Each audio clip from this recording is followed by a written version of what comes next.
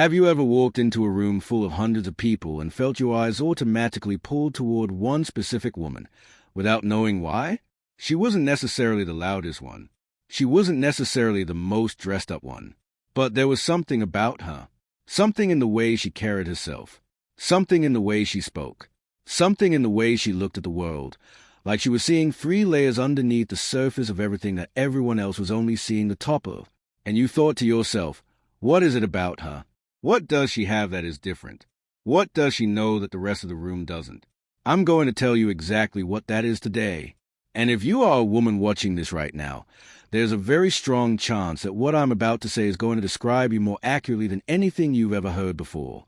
Because today, we are talking about 10 habits that the world has labeled as weird, strange, awkward, or even problematic, but that psychology and science have confirmed are the clearest, most undeniable signs of a genuinely, extraordinarily sharp mind. These are not theories. These are not motivational phrases.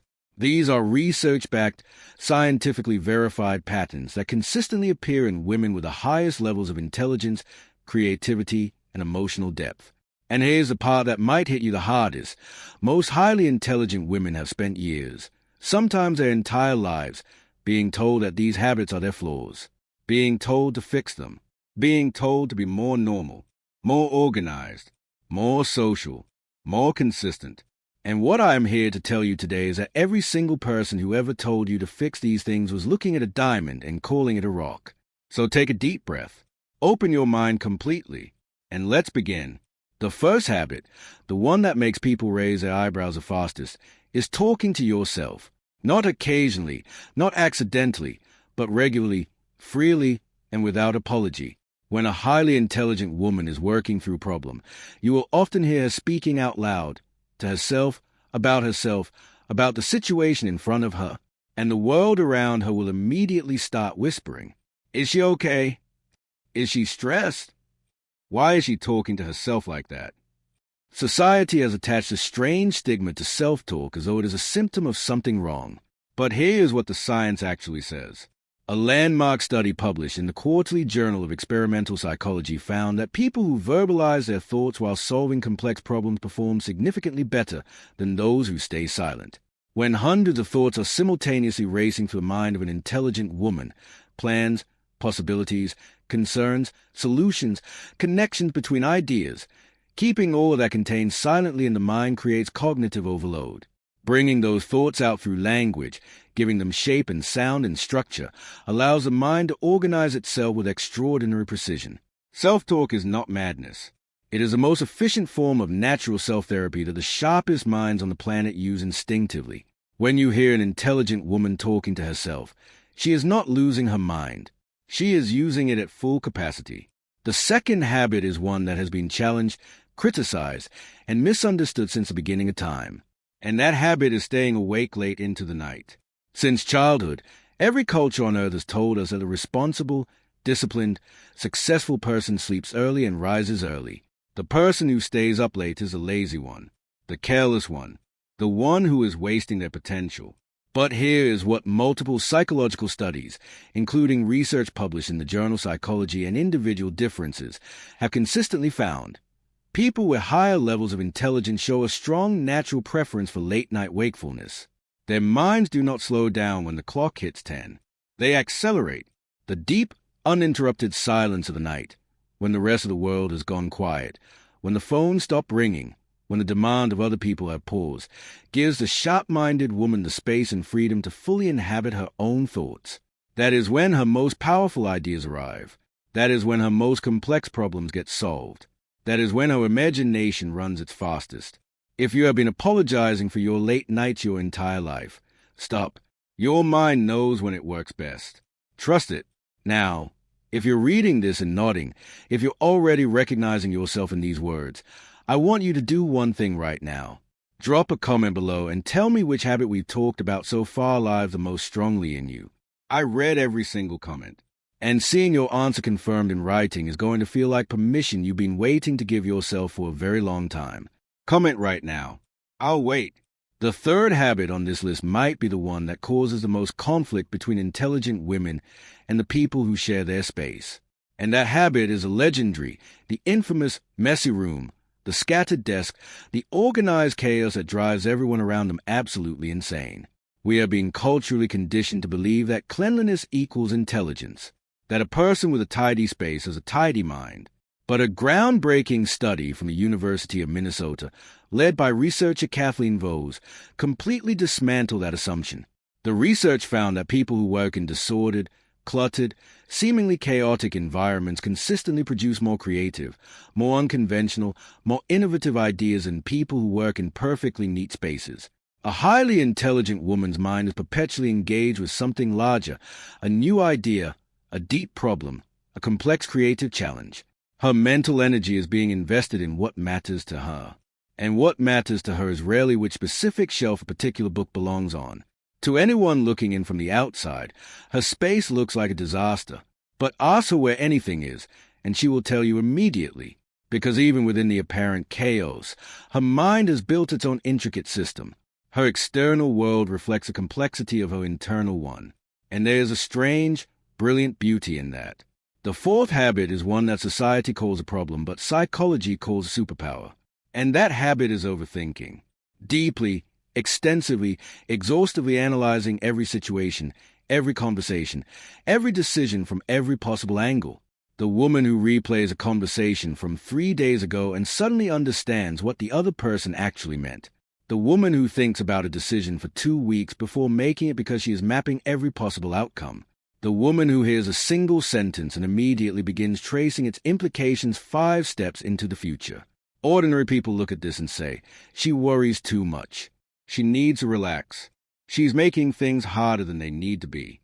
But what they are actually witnessing is a mind doing what extraordinarily capable minds do, running simulations, preparing for every scenario, building contingencies. The research on this is unambiguous. People who engage in deep analytical thinking, what psychologists call need for cognition, consistently make better long-term decisions, anticipate problems before they arise, and navigate complex situations with far greater skill than people who prefer to think superficially. Overthinking, in the context of a genuinely intelligent mind, is not anxiety. It is architecture. The mind is building something before it commits. And before I go further, subscribe right now if you haven't already, because everything we've covered so far is just the beginning. What comes next is a part most people have never heard described this clearly before. Hit subscribe and make sure you never miss a video like this one. The fifth habit is the one that earns intelligent women the most unfair labels. And that habit is loving solitude, not just tolerating it, not just accepting it, but actively, deliberately, joyfully choosing it. The highly intelligent woman does not feel the compulsive need to fill every weekend with social events. She does not feel empty or afraid when she is alone. In fact, she is at her most alive, her most energized, her most fully herself when she is in her own company. And the world, which cannot understand why anyone would choose quiet over a crowd, immediately labels her as antisocial, arrogant, cold, or incapable of connection. But the psychological reality is this. Susan Cain's landmark research on introversion and the broader body of work on what psychologists call restorative niches confirms that highly intelligent individuals, particularly women, require genuine solitary time not as a luxury but as a biological necessity. Social interaction, even enjoyable social interaction, consumes significant cognitive resources. Time alone is how the sharp-minded woman replenishes those resources. It is how she processes what she has observed, how she integrates new ideas, how she prepares to face the world again with her full capacity intact. Her solitude is not emptiness. It is maintenance. It is a charging of a battery that powers everything extraordinary she does when she walks back into the world. The sixth habit is one that has probably caused you embarrassment at least once, maybe many times. And that habit is forgetting small, everyday things. Where did I put my keys? Why did I walk into this room? What was the name of that person I've known for 5 years? How is it possible that someone this intelligent cannot remember something this simple? Here is how. The human mind, any human mind, has finite cognitive bandwidth at any given moment. When a highly intelligent woman's mind is deeply engaged in processing something complex, something layered, something that requires significant cognitive resources, the smaller, lower priority inputs simply do not get stored. This is not age. This is not carelessness. This is cognitive prioritization happening automatically. The brain is devoting its full resources to what it has determined is most important, and the small stuff gets filtered out. A 2004 study published in the Journal of Experimental Psychology found that people engaged in highly complex cognitive tasks showed significantly greater rates of incidental forgetting, not because their memory was poor, but because their processing was too deep and too focused for peripheral information to break through. So the next time you lose your glasses while they're sitting on your own head, that is not a sign of an empty mind. That is a sign of a completely full one. The seventh habit is the one that makes intelligent women both fascinating and deeply frustrating to the people around them, and that is questioning everything. Not occasionally, not politely, relentlessly, fearlessly, without apology. An intelligent woman does not accept anything simply because it has always been done that way. She does not follow rules she cannot understand the logic behind.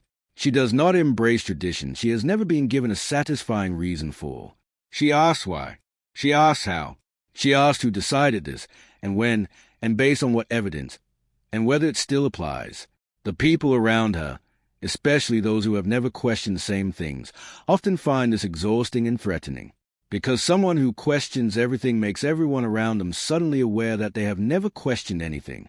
But these are precisely the women who have changed things throughout history. The ones who looked at what everyone accepted as fixed and asked, why? And in that one question, built the foundations of something completely new. Right now, comment below and tell me, what is one thing in your life that you have always questioned that the people around you just accepted? Tell me, because I guarantee the answer you write is going to surprise you with how much it reveals about the way your mind works. Comment right now. The eighth habit is one of the most delightful and most misunderstood, and that is a razor-sharp, deeply layered sense of humor. The intelligent woman's humor is not simple. It is not loud. It does not announce itself. It arrives quietly, perfectly timed, wrapped in exactly the right words, operating on 2 or 3 levels simultaneously. The kind of joke that makes one person in the room laugh immediately while everyone else looks around wondering what just happened. Sarcasm, irony, wit, the ability to find the exact absurdity hidden inside any serious situation and illuminate it in a single sentence. Research published in the British Journal of Psychology found a direct, significant correlation between verbal intelligence and the ability to produce and appreciate complex humor. Understanding sarcasm requires the mind to simultaneously process literal meaning, intended meaning, contextual cues, and the emotional state of the speaker, all in under a second. It is one of the most cognitively demanding things a human mind does. And the woman who does it effortlessly, who can shift the entire energy of a room with a single perfectly placed sentence, that is not someone who is funny. That is someone whose mind is working at a speed most people cannot track. Now, if you have made it this far, if you have been reading every single word and feeling something between recognition and relief, hit the like button right now. Not for me, for yourself, as an acknowledgement that you finally found language for the things that make you different. That like button is your way of saying, I see myself in this, and I am proud of what I see. Hit it right now. The ninth habit is one that looks like distraction, but is actually the opposite, and that is daydreaming. Getting completely lost in your own thoughts in the middle of a conversation, a meeting, a quiet afternoon. One moment you are fully present, and the next moment you are somewhere else entirely, building an imaginary world, running through a scenario that doesn't exist yet, having a conversation in your head that is 10 times more interesting than the one happening in front of you. People around you notice. They wave their hands in front of your face. They say your name twice. They ask, where did you go? And you don't have a simple answer because where you went is somewhere they cannot easily follow. Neuroscience has a name for this, default mode network activation. When the mind is not focused on an immediate external task, it shifts into a mode of internal exploration, connecting ideas, generating possibilities, constructing narratives. And research from Harvard University has found that highly creative, highly intelligent individuals spend significantly more time in this default mode than average. Daydreaming is not the absence of thinking. It is a mind thinking in its most free, its most expansive, its most generative state. The woman who gets lost in her thoughts is not distracted. She is exploring territories that most minds never reach. And the 10th habit, the one that will either make you laugh out loud in recognition or make you put down whatever you're holding and sit with this for a moment, is procrastination. The habit of delaying, of starting late, of knowing exactly what needs to be done and still sitting with it, circling it, thinking about it for far longer than anyone else would. Society has made procrastination synonymous with laziness, with weakness of will, with lack of discipline. But for the highly intelligent woman, procrastination is almost never about laziness. It is about perfectionism in its most intense form. Her mind holds every task to an extraordinarily high standard. She does not want to begin until she has thought through every angle, every possible outcome, every detail that could go wrong and how she will address it. She is not afraid of the work. She is afraid of doing the work imperfectly. And that fear, that relentless internal pressure to do everything with complete excellence, is not a character flaw. It is evidence of a mind that cares deeply, standards that most people cannot match, and an internal compass that will not let her settle for mediocre. The delay is not avoidance. It is preparation at a level that looks like stillness from the outside and feels like a storm on the inside. So here we are. 10 habits. 10 things that the world has spent years telling intelligent women are their problems, their weaknesses, their eccentricities that need to be corrected and contained and made more comfortable for everyone around them. And what science and psychology say, clearly, consistently, without exception, is that these are not flaws. These are features. These are the exact signature of a mind that was built to operate at a level beyond ordinary. The scattered room is creativity. The late nights are genius working on its own schedule. The self-talk is a mind that refuses to work below its full capacity. The overthinking is a mind that takes the future seriously enough to prepare for it. The solitude is a mind maintaining itself so it can give its best.